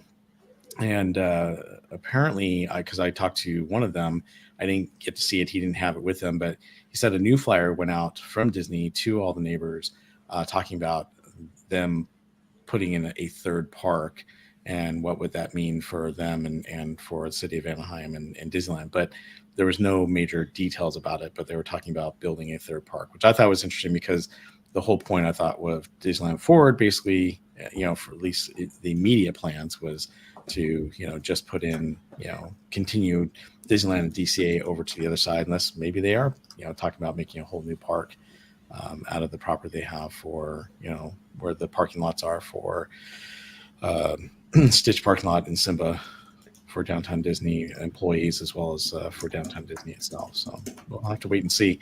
And going back, I know that I think Alan had mentioned that this doesn't look like, the forest that's in the movie, but this is really focusing on the second movie and the ocean. And so I don't think they're really focusing on the forest part. They're focusing on more of the way of water areas in this concept art. But again, it's just concept art. So we'll see what happens when they do announce something. So yeah, and hopefully it is, that they give us something different than what's in Florida. I really dislike when they just do carbon copies of stuff. Mm-hmm. Yeah, I mean, certain rides like Minnie's and Mickey's Runaway Railway, that's fine to me. But if you're going to build a land, that's a ride. You're going to build a land, and again, here's the interesting thing: Bob Iger keeps saying it's a Avatar experience. But if you look at this concept art, it says Avatar land concept art. So it's like, is it going to be a land, or is it going to be experience, or is it going to be all of the above? Who knows? Yeah. But you're looking at a pretty sizable, piece of acreage here just to put this in. If it was where the hotels are, if it was something like that, where it was a part of the resort, I would feel better about that. I think that would be pretty cool. Yeah, and that's actually a good thing that you brought that up, because we don't know exactly what they're intending by all of this. Mm-hmm. And if you think about it, there's a lot that hinges on what Epic Universe does. Because if Epic Universe pulls off what they're planning, which is have a park that can have sections that are closed off at different times and at different points, and possibly have a flexible rate for the park, depending on what's open and what's closed. Wow. Right. Disney could take that model into what they're doing now and say, yeah, we've got an Avatar land. It's, $45 to add it on, and you can go to Avatar land. Ooh. And they can use that, as a separate little thing that's off to the side, that's mixed in with the hotels, and becomes a, I wouldn't even call it a boutique park. It just becomes this experience. Mm-hmm. So they could be doing things like that. And with the rezoning, and that's just it. With the rezoning that they would have the entire area over where the hotels and parking lots are, plus over where the Toy Story parking lot is, to play with these intermixed types of areas, so that it's not necessarily a full-blown park. It's these isolated little experiences that they can charge one-offs on. So depending on, like I said, I think they're possibly watching what Epic Universe does, and if that's a successful model, they may try to emulate it over here with the land that they, with this very little bit of land that they have left for Disneyland, and try to capitalize on it and get the most out of it. Yeah, that's a good point. Well, Alan says water park resort. I'm broke, but I'm sold. Patricia said Avatar has a lot of potential to be something amazing if it comes down to the Imagineers, what they come out with to really wow the people. And then again, she enjoyed Avatar, but not part 2 so much. But yep, very true, Patricia. All right. Mm-hmm. All right. So I think the topic that some have experienced and some have not, so we'll feel your pain with you. D23 and tickets. That's it. I'm leaving. I can't talk about it. You have to share your story. Did you get, by the way, I think we might have talked about, did you get tickets to D23? I did not. I didn't. No, Cordy, sorry. No. All right. And I know you weren't trying for it, Theme Park Casual, so that leaves me. Yep.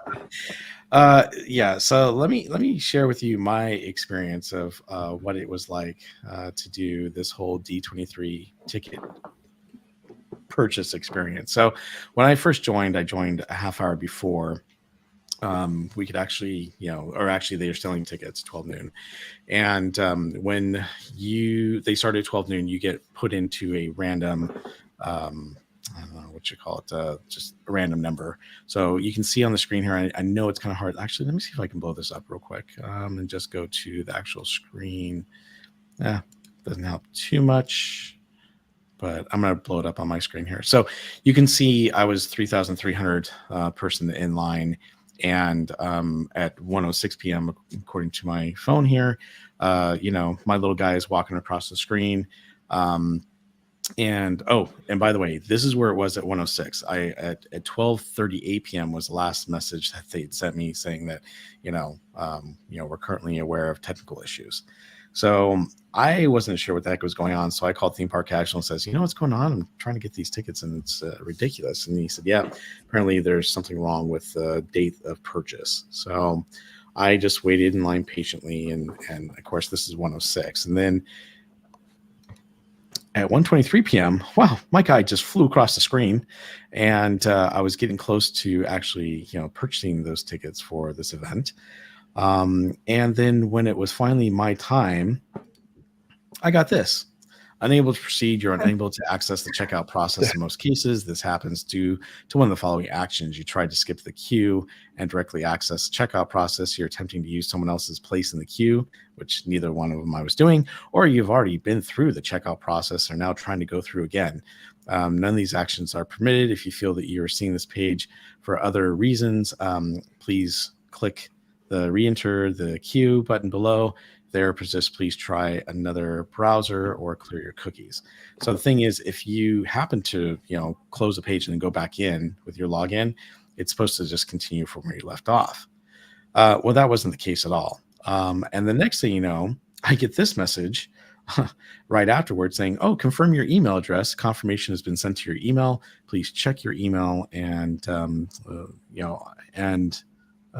the link to your account." So I went ahead and I went to my email. This is the email that I got from them. Confirm account connection. So please follow the link to complete the account connection.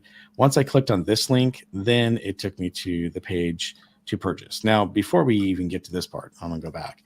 I actually was trying to enter the tickets, and I decided I was going to try for Friday, Saturday, and that's what I was going to do. Well, I put the tickets in the cart, and I go in there, and they're like, "Oh, do you want to purchase the backpack and all these other things?" And I was like, "Nah, okay, maybe I'll get something for myself and my daughter because we were going to go together on Saturday, and then I was going to go on Friday." Well, as soon as I tried to go to the cart to purchase tickets, it kicked me out, said I had nothing in the cart, and I had to start over from scratch. Let me try it again. So I tried it again. Same thing happened. Tried again. I must have tried about 4 or 5 times. By this time, I'm getting really, really frustrated. Oh, the other thing is that, sorry, I'm getting ahead of myself.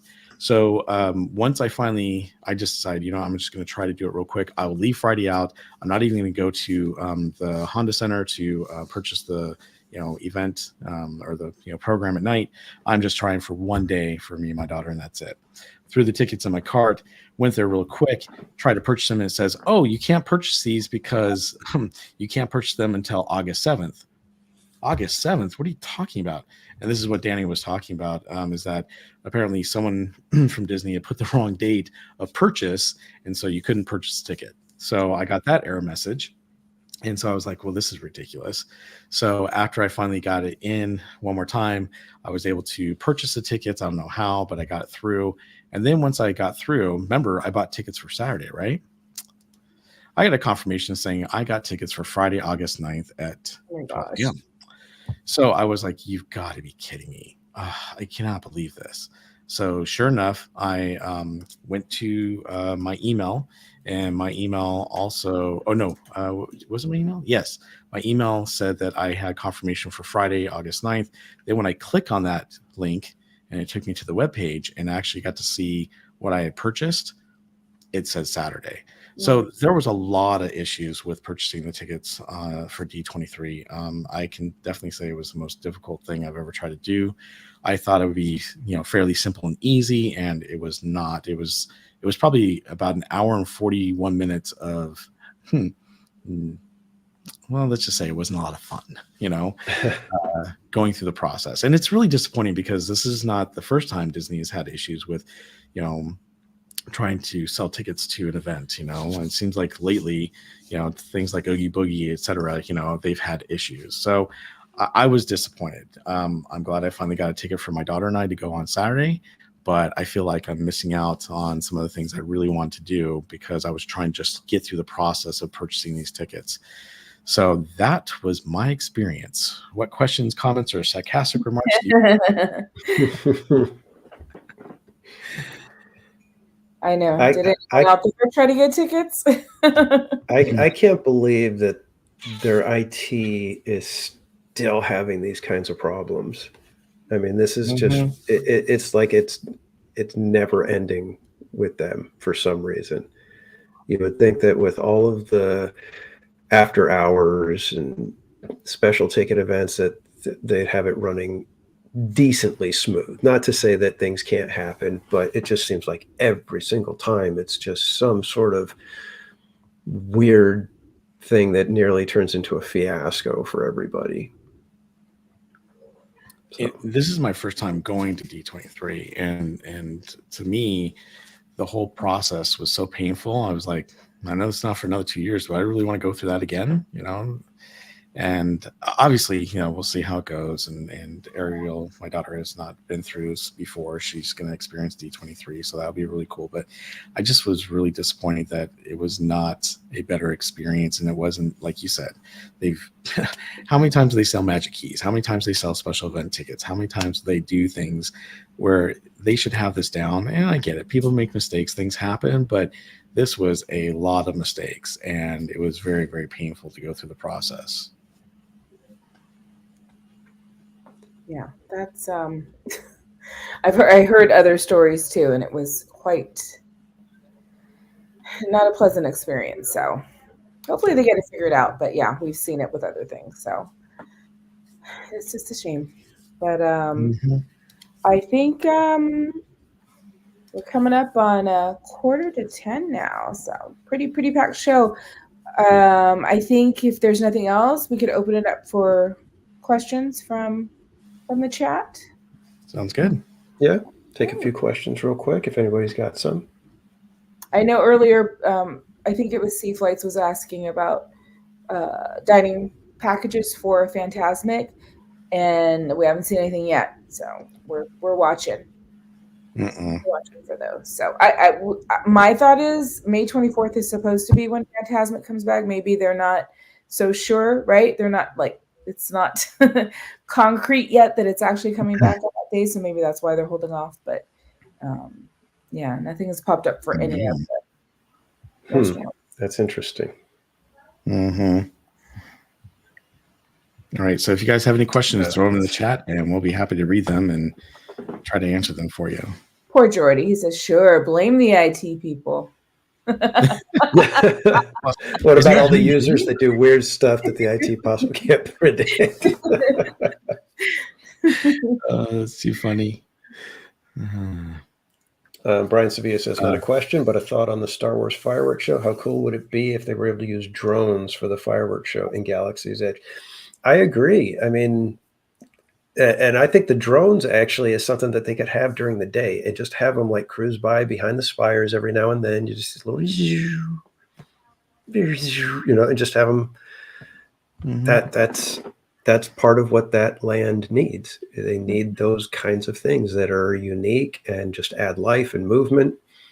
So, yeah, it's like I said, they just being there with the characters, the robots, all that stuff. It gives me hope that maybe they're going to figure it out.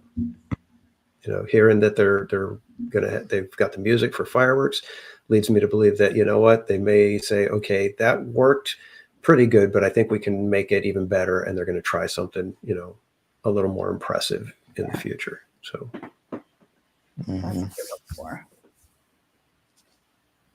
Christmas or Halloween better for Disneyland? Rogue Attraction asks. I'd go Christmas. I'd have to say Christmas is better. Christmas, Halloween you get pretty cool though. Halloween it's very you got to go to Oogie Boogie though in order to get the full experience because there's really not a lot at Halloween. But at DCA. Yeah, it's very cool. I got to admit, Cars Land at Halloween is fun. It's really cool. But again, I think you need Oogie Boogie to really finish it off because Oogie Boogie, as much as I'm a hater on the after hours, the hard ticket event, that one, I forgive it because Halloween events have been like that. It's like, okay, it's after dark, things take on a different air. There's a little bit of, party atmosphere going on. So I'm okay with that one. And I have to say, I was very impressed with Oogie Boogie last year. And Theme Park Casual is not joking because he overheard us on the stream when Devin said, "Oh, they could just put Avatar Land right here at Redwood Creek Challenge," and me and Sal were like, "No, what about?" Exactly, Villains Grove. If you, exactly. Yeah, that. Gosh, it is just that is something else. I'm dying to go and try to, get a meeting with Knott's and tell them, okay, this is what you guys got to do. You've got to do a Villains Grove, but super, super dark and eerie and creepy and make it, but just go mood. Don't worry about the slasher. Don't worry about the blood and gore and everything. Like, just give us something where you're walking through and it's just got this mood that's just, weighing down on you that it's so thick. Here I am again, just gushing over Villains Grove. I cannot tell you guys how impressed. I mean, I go back and I watch my own video because I'm just like, oh my God, that was so good. It was so fun, so amazing to go through it. So yeah, Gosh, now that you bring that up, I'm kind of like, yeah, I know which one is it, Halloween or Christmas? Halloween or Christmas? Yeah, I guess think I'd still have to. Yeah. I think I'd still have to go Christmas. I'd still have to go Christmas. I think the fireworks show is better at Christmas. You've got the parade, Yeah. and there's just so much more. Oh, and it's a small world. Yeah. Holiday. So I think Christmas edges out Halloween. Paul says, I think all the Disneyland streamers should have their own little convention. And zombies, I'm not sure what you're talking about. Did you turn it off and on? I don't know what you're When talking you were having trouble with your tickets. With all the tickets, you should just yeah, no kidding. Just bang it on the desk a couple of times and too funny. All right, let's see. What other questions do we have here?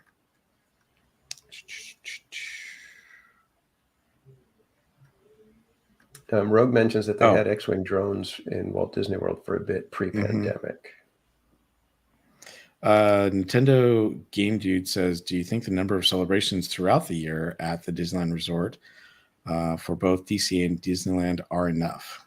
Would you add anything, replace anything? Good question. That's a good question. Celebrations meaning like that, like Christmas, Halloween? Maybe that. All the Pixar Fest, or those things Lunar too. New Year. You've got Lunar New Year. You've got. I feel like it's been a pretty steady stream of events. Like one ends and another one starts for the most part. Yeah, pretty much. Yeah, what are your thoughts? Do you think it's too many? Should they, eliminate something? Well, I don't think so. I don't know. I don't have a feeling one way or another. I mean, I love the festivals, but it's like, I don't know.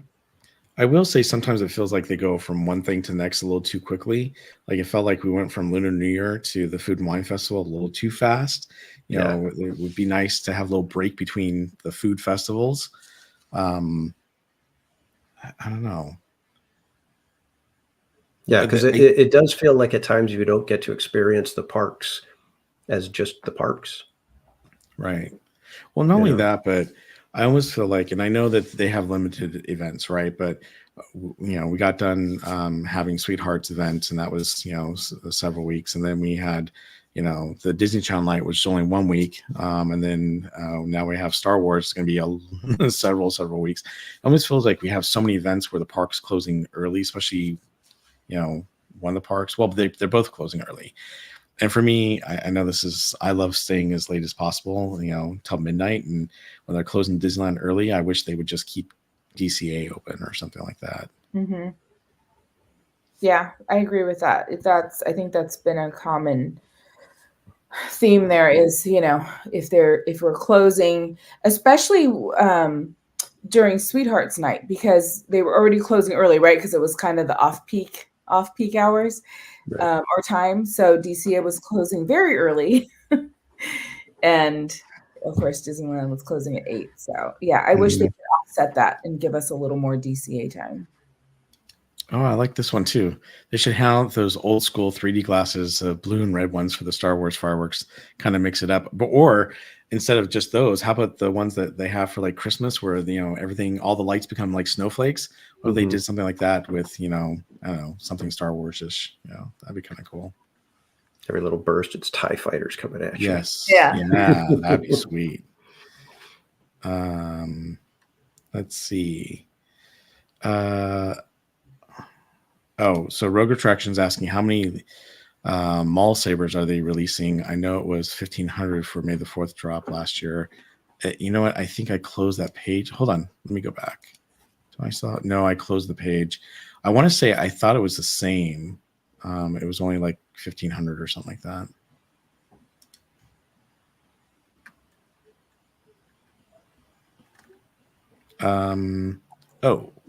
Let's see. Anything else? I don't see any other questions offhand. But I do want to say, real quick that we really appreciate everyone donating to the Chalk Walk, and the Chalk Walk has been amazing as far as gaining donations. And so to everyone that's donated, or shared our link, thank you so much.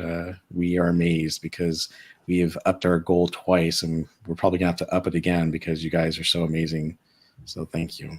Yeah, thank you, everybody. This was kind of a off the cuff sort of a thing that we thought of, and it's kind of taken off, and it's going to be amazing to see where it ends up.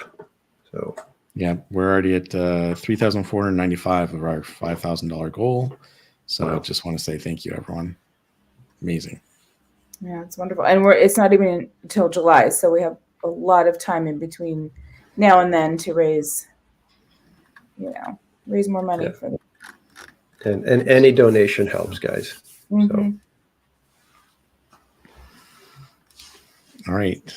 All right. I think we've got all of those covered. So thank you all again for joining us tonight on another episode of the Park Streamers Hangout.